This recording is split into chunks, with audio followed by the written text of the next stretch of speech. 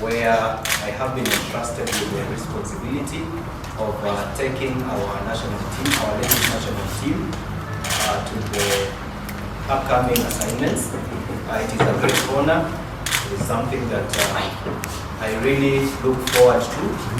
It's an opportunity that God has presented, and therefore, just the same way God presented an opportunity to the likes of Joseph, I think I'm here to guide the team to the best of my knowledge, assisted by you, and as promised, full support from the Caretaker Committee. Our main job is to take the team to the African Cup of Nations. That is a challenge I really wish, and I wish to promise each and everyone that we are going to put in a lot of effort and be prepared to see good results. As a country, we need to be very proud.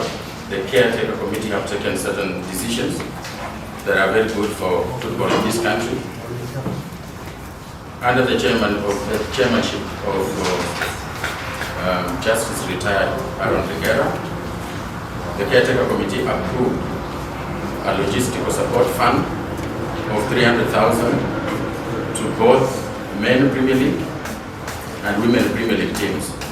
It also approved 250,000 monthly logistical support fund to the National Super League and for the Women Division 1.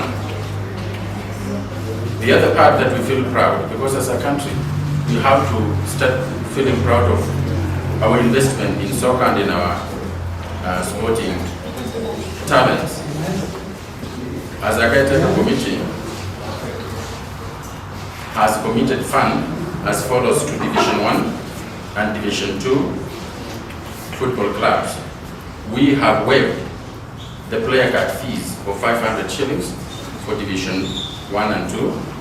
We have also waived the 400,000 registration fee that is usually paid by every team.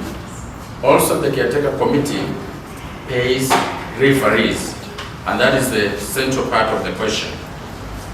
We have been able to release our funds to the referees, contrary to the reports that are there on social media. In fact, today, on Monday, a bunch of funds has been released to both Premier League referees, NSL referees, those referees playing the Women Premier League, and also the NSL.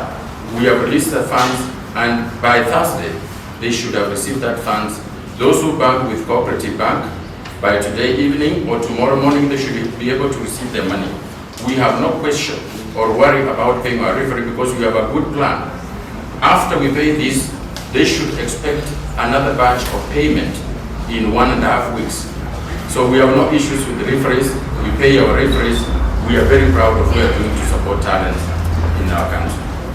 Compliance, which is under the Sports Act 2013, and the same under compliance, we have what we call club licensing.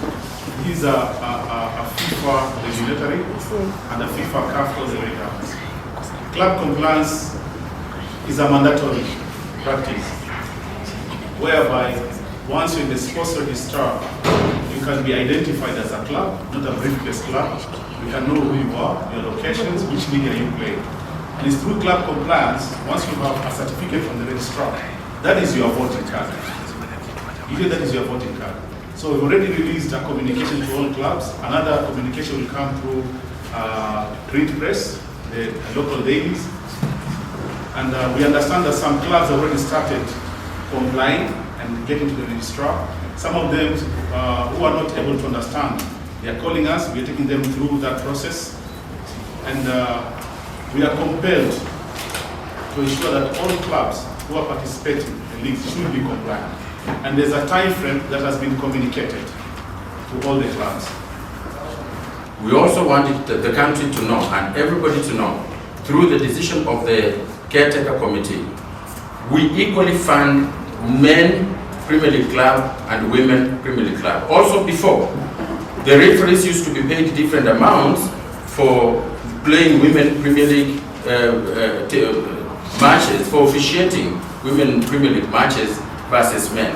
We pay the same. If you are a man playing any match in a Premier League for women, we pay the same. We have eliminated the discrimination. Finally, we have also We have also funded our women club. You know, women clubs are very underfunded.